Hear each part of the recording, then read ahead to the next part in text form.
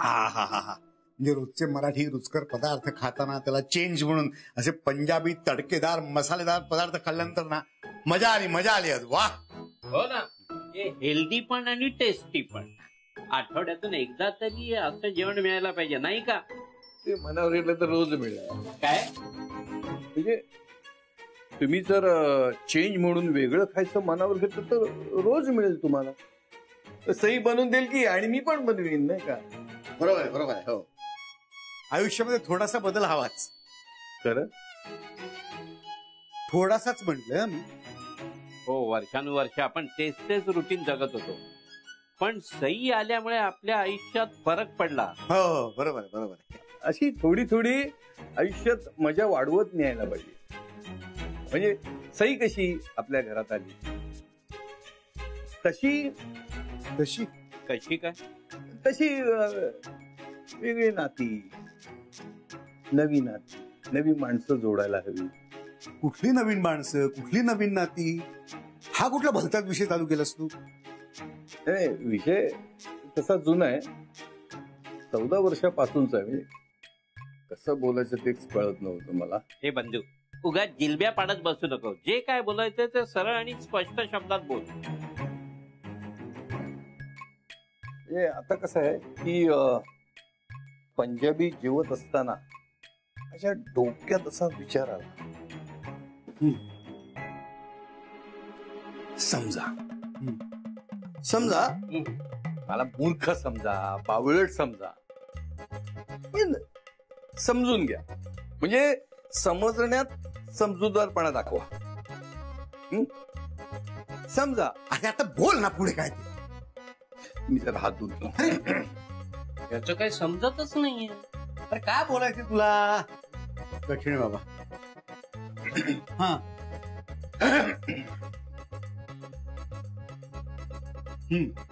समजा हे बघ, आपल्या घरात सगळ्यांची लग्न झाली असती आणि सगळ्यांच्या बायका ह्या वेगवेगळ्या प्रांतातल्या असत्या तर, म्हणजे दादाची बायको मराठी, भाईची बायको मल्याळी, पिंट्याची बायको गुजराती, माझी बायको पंजाबी. हा हो बरोबर. म्हणजे आपल्या पिंट्याला ना रोज वेगवेगळ्या चवीचं जेवण जेवायला मिळालं असतं. आणि भाईला म्हणजे 4 वेगळ्या बायकांचे वेगवेगळे नातेवाईक मिळाले असते, आणि तेही वेगवेगळ्या प्रांतातले. म्हणजे त्याचं नेटवर्क किती वाढलं असतं ना. आणि सईला 4 सासवा मिळाल्या असत्या, आणि त्या 4 सासवांबरोबर तिने असा रोजच्या रोज धिंगाणा घातला असता. शिवाय आधीला सुद्धा 4 आया मिळाल्या असत्या, आणि 4 आयांचं प्रेम मिळालं असतं. म्हणजे दादा एक अनुभव वाईट निघाला, पण हाताची 5 बोट सारखी नसतात ना रे. जगातल्या सगळ्याच बायका वाईट नसतात. तुझ्या नाही, पण माझ्या म्हणजे आपल्या कोणाच्याही बायकोने आधीला जीव लावलाच असताना रे. नाही, तू काय म्हणतोस पटतंय मला. अरे पण आता स्वप्नरंजन करून काय उपयोग आहे? तेव्हा जर का मला काही बोललं असतात हे तर पटलं असतं मला. तेव्हा माझा शब्द पाळून ब्रह्मचारी राहिलात. आता काय होणार आहे, हो की नाही? हो. आता एवढी वर्ष लोटल्यानंतर ह्यावर बोलून काही उपयोग आहे का? तेव्हा जर का बोललं असतं तर काहीतरी करता आलं असतं. आता करणार आहात का लग्न तुम्ही? पण हरकत काय म्हणजे काय की आता पण लग्नाचा नुसता विचार करायला काय हरकत आहे? आता कसं आहे की आधीचं आयुष्य मार्गी लागलंय, आपण आपलं कर्तव्य पार पाडलं, तर मग आपण लग्न करायला काय हरकत आहे ना? लग्न करूया की. एप्रिल फूल बनाया तुमको गुस्सा आया. अरे दादा, मी कशाला लग्न करीन? काहीतरी काय, ठीक आहे, लग्नाची वेळ आहे का? ही शतपावली करायची वेळ आहे. मग मी चाललो शतपावली करायला. ते बघतो सई आणि आदित्य कुठे आहेत ते. हे दादा, काहीतरी गडबड आहे हं? काही गडबड नाही रे. हा काहीतरी फालतू बोलत राहतो. हा काय बोलला किंवा काय बोलतो याचा कोणाला पत्ता लागतो का? आणि आदित्य, त्याचा तरी कुठे पत्ता? अरे कुठे आहे, कुठे तो? हो मिस्टर हरिश्चंद्र, घ्या चहा घ्या. नाही नाही नको, इट्स ओके. हो, पोलिसांच्या चहा पाण्याला नाही म्हणू नये. घे. थँक्स. पोलीस चौकीत यायचा तुझा पहिलाच अनुभव ना? हो. तुला बघितल्याच लक्षात आलं मला, तू या सगळ्यात ऑड मॅन आउट आहेस. चांगला जेंटलमॅन फॅमिलीतला दिसतोस. साहेब, जेंटलमन फॅमिली काय, तुमच्यासारख्याच एका मध्यमवर्गीय घरातनं आलोय. हा, श्रीमंती असेलच तर ती संस्कारांची, माझ्या मामांनी माझ्यावर केलेली, बाकी काही नाही. मग कुठे पोचले मामा? येत आहेत ना की आम्ही लावू फोन? नाही नाही मामा नाही, बायको येते माझी. साहेब, माझ्या मामांना यातलं काहीच कळतं कामा नाही. प्लीज, मी हवं तर पाया पडतो तुमच्या. दुनिया बायकोला घाबरते आणि तू तुझ्या मामांना घाबरतोयस? कोण आहेत कोण तुझे मामा? जाम टेरर आहेत काय? टेरर नाही हो, काळजी हो सरकार आहे. आधीच मला घरी यायला उशीर झाला म्हणल्यावर टेन्शन मध्ये असतील, त्यात हे कळलं तर हातचं काम सोडून धावत येतील इथे. त्यांना नको हे कळायला. आधीच त्यांच्या आयुष्यात काही टेन्शन्स कमी नाही आहेत. अरे गुल्लू, तू यहाँ अकेली बैठी है? क्या करूं? आप कहो तो अंदर चली जाऊं? नहीं, मेरा मतलब ये है कि सही कितने है? आदित्य कुठे है? तो जो आला नहीं? आदित्य तो नहीं आया, पर उसका फोन आया था और फोन रखते ही ना सही भागते भागते निकल गई. मुझे गेली कुठे? वो तो नहीं पता जी. हाँ, पर जाते हुए कह रही थी कि आदि को उसकी जरूरत है. अरे जरूरत तो उन दोनों की हमको है. अरे आतमध्ये वातावरण तापलंय, मी माझ्याकडून सगळं बोलून टाकलंय, पण मूळ मुद्द्याला हात घालणं भीतीदायक होत चाललंय. पण भाई कधी पण त्याची उलटपणी सुरू करेल, तो दादा कधी पण भडकेल. गुल्लू, सई आणि आदित्य शिवाय तुझा गृहप्रवेश अवघड आहे. तो अब क्या करे जी? इंतजार. यावेळी हे दोघे गेले कुठे? आदित्य, सई, तू बरा आहेस ना? तुला अचानक इथे कसं कळलं? तुझा फोन आला ना तेव्हा लोड आला होता सॉलिड मला. मी होते तसे पळून आले इथे. काय झालं तुला इथे का आणलंय पोलीस स्टेशन? तू आधी शांत होशील का? मी शांतच आहे, तू बोल. त्या फॅक्टरी मधल्या सगळ्या कामगारांना एकदम रस्त्यावरच काढलं ग त्या चिडी आणि मल्होत्राने. नसताना ना मोठा डाव खेळलाय. मग काय, माझ्याकडे दुसरा पर्यायच नव्हता. म्हणजे काय केलंस तू? हिरो झाला तुमचा नवरा, कामगारांचा नेता. खऱ्यासाठी लढला, कंपनीच्या बाहेर सत्याग्रह आंदोलन वगैरे केले याने, म्हणून अटक झाली होती. मग खरं बोलला, माणूस बरा वाटला, म्हणून माझ्या रिस्कवर सोडतो मी याला. कितीही काही झालं, तरुण पोराचं आयुष्य बर्बाद होऊ नये असं वाटतं आम्हाला. तेव्हा आता सांभाळ तुझ्या नवऱ्याला. नाही, त्याला सांभाळेन मी, पण त्या कामगारांची साथ सोड असं नाही सांगणार त्याला कधीच. त्या कामगारांना साथ दिल्यामुळे जर का त्याला इथे आणलं असेल ना, तर मला अभिमान आहे माझ्या नवऱ्याचा. आणि परत जर का त्यांना साथ देताना त्याला इथे यावं लागलं तर मी परत येईन इथे त्याला सोडवायला. ताई, पोलीस स्टेशन आहे, राणीची बाग नाही. इथे खरं बोलून खरं वागून भल्या भल्यांची लाईफ खराब झाली आहे. पण म्हणून खऱ्या माणसांनी खरं वागणं सोडून दिलं तर कसं चालेल सर? अगं पण खोट्या माणसांना धडा शिकवायला तुम्ही या घाणीत का उतरताय? आम्ही आहोत ना. हो, तुम्ही आहात म्हणून तर तुमच्या समोर विश्वासाने बोलतीये मी हे सगळं. त्या जेडीचं काहीतरी करायचं. त्या कामगारांना पकडायचं सोडून ना त्याला पकडा आणि त्याला जेलमध्ये टाका. मग माझा नवरा, मी, ते फॅक्टरीतले कामगार, त्यांची घरं, सगळेजण खुश राहू. मला सगळं कळतंय ते, पण सगळ्या गोष्टी आमच्या हातात नसतात.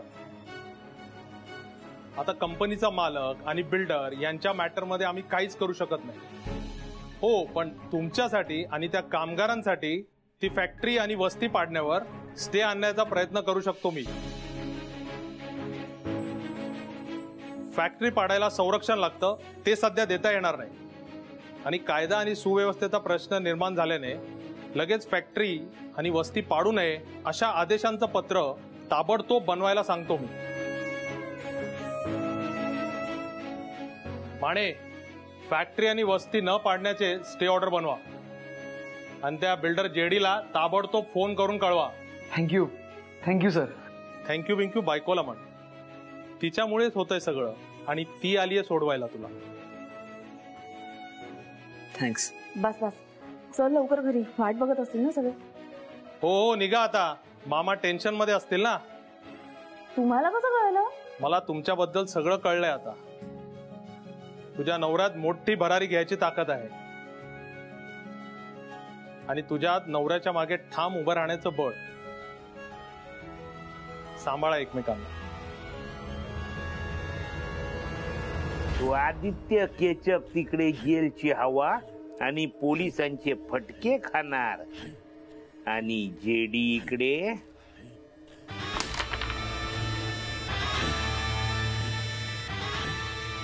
तिथे फॅक्टरीचे आणि सगळ्या कामगारांचे दिवस भरणार आणि इथे जेडी क्लास भरणार.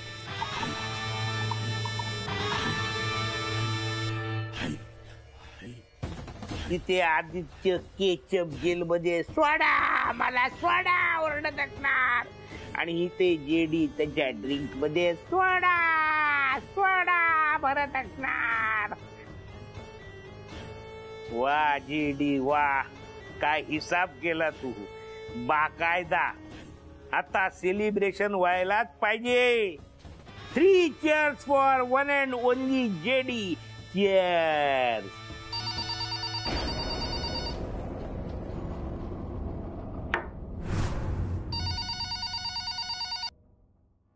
हॅलो. हा जेडी साहेब आहेत का?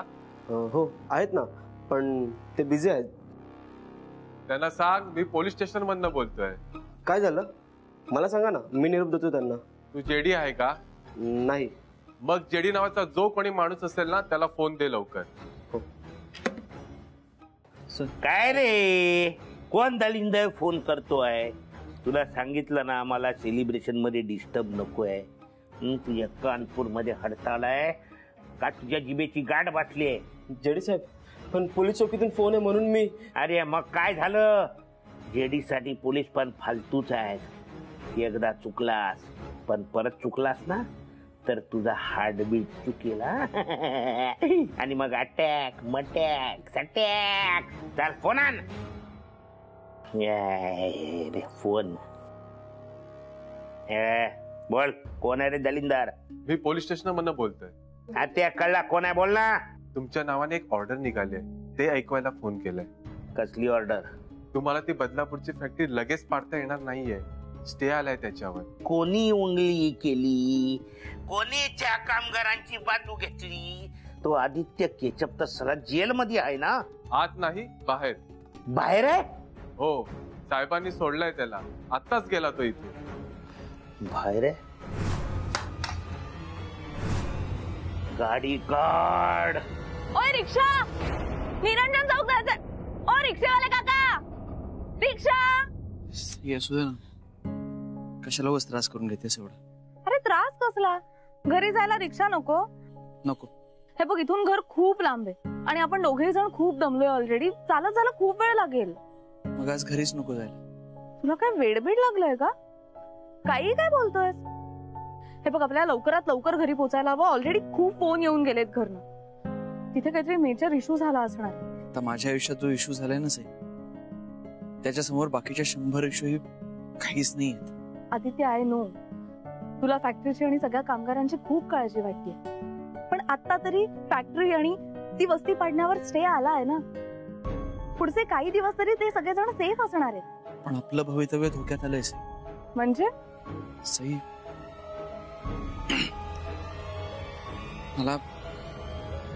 मला नोकरीवरनं काढून टाकलंय साई.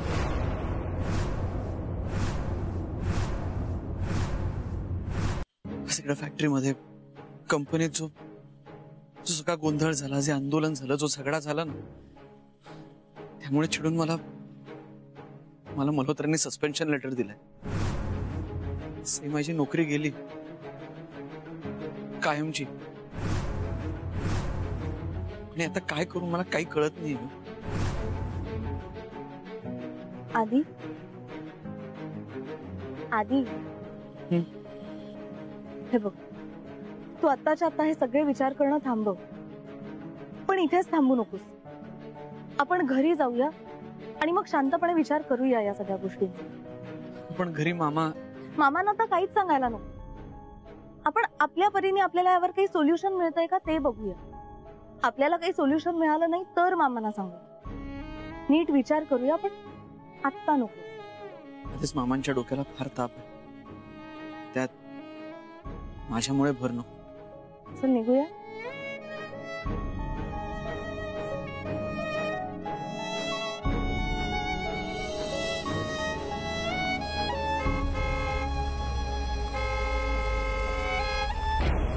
लिफ्ट पाहिजे काय डायरेक्ट वर जायला?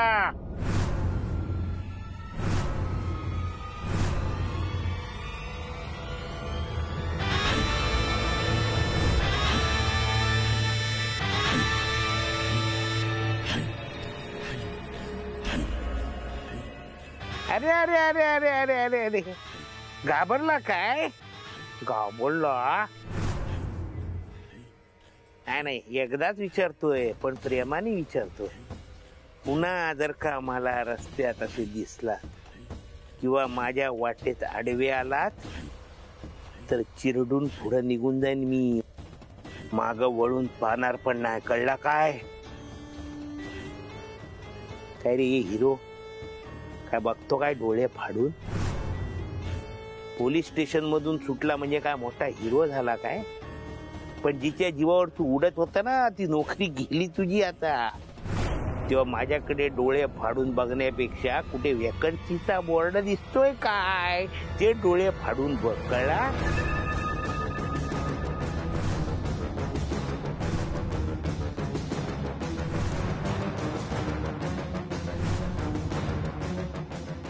पण तू बघ माझ्याकडे, मन लावून फुल फिलिंगनी बघ. तुला सांगतो तुझ्या या छाव्याचं आता काय होत आहे.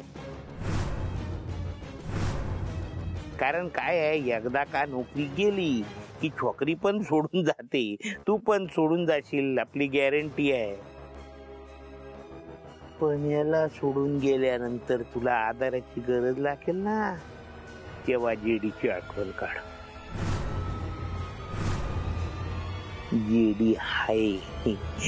जेडी हाय याच्या तिरडीला, आणि तुला डोकं ठेवण्यासाठी खांदा द्यायला जेडी आहे.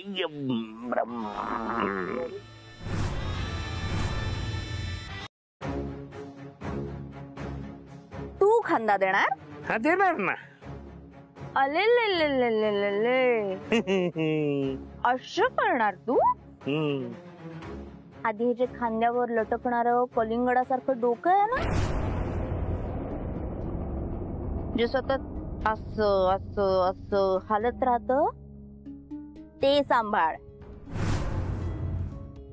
अरे साधी मान वर करून बघता येत नाही तुला? तोंड वर करून फालतू बडबड कशी करतोस रे? माझ्या नवऱ्याची फक्त नोकरी गेलीये, पण तुझी जी अक्कल गेली आहे ना कुठेतरी शेण खायला, ती शोधून परत आण. म्हणजे तुला कळेल तुझी लायकी काय ते. ए आवाज खाली करायचा. तू लॉर्ड असशील तर तुझ्या घरचा. आम्ही इथे रस्त्यावर उभे असलो ना तरी आमची अवकात तुझ्यापेक्षा खूप जास्त आहे. आणि तुला काय मी तुझ्यासारखी पैशासाठी हापापलेली बाई वाटते का? नवऱ्याची नोकरी गेली म्हणून लगेच तुझ्या मागे मागे यायला? अरे अशी एक नोकरी गेली ना तर 100 नोकऱ्या मिळवू शकेल इतका हुशार आहे माझा आदित्य. जगण्याची धमक त्याला त्याच्या मामांकडनं पुरेपूर मिळाली आहे. माझ्यासाठी तो खरा अमीरजादा आहे. आणि तू तू दलिंदर आहेस, दलिंदर. त्यामुळे या सगळ्याच्या काही धमक्या देतोस ना आम्हाला, या स्वतःच्या खिशात ठेवायच्या. आणि तू जास्तीत जास्त काय करू शकतोस रे? मागणं गाडीने येऊन आम्हाला चिरडू शकतोस, पण आम्ही समोर उभं राहून तुझ्या छातीवर वार करतो. आणि मग तुझी जी बॉडी आहे ज्याच्यातनं सारख्या कळ्या येत असतात त्यात आम्ही दिलेली कळ ऍड होईल आणि मग उठता बसता तुला सतत आठवत राहील की तू कोणाशी पंगा घेतलाय.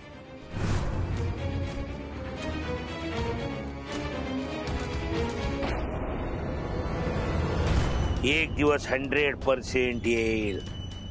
आज जे नाक उडवून बोलताय ना, माझ्या पायाशी नाक घासत येणार तुम्ही. आज माझ्या स्वप्नांना घोडा लावलाय तुम्ही, पण जेडी पण लंबी रेस का घोडा आहे. जेडी स्वतःचा रस्ता बनवेल आणि एक दिवस त्या रस्त्यावर तुम्हाला पण भेटेल. आणि ज्या दिवशी भेटेल त्या दिवशी फायनल हिशोब पण करून टाकेल. कारण जेडी सगळ्यांचा हिशोब करतो बाकायदा.